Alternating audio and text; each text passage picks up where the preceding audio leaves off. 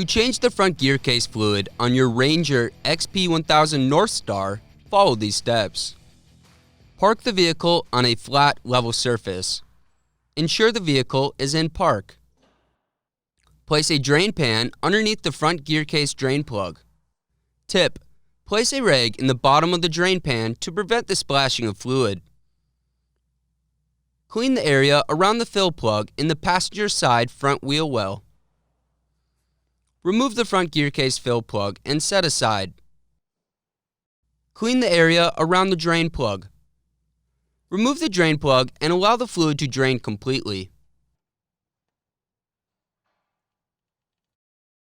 Clean any dirt or debris from the fill and drain plugs. Inspect the O-rings on both plugs and replace if necessary. Reinstall the drain plug and torque to specification.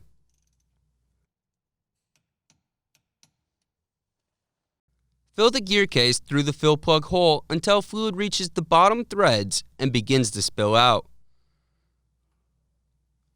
Reinstall the gear case fill plug and torque to specification.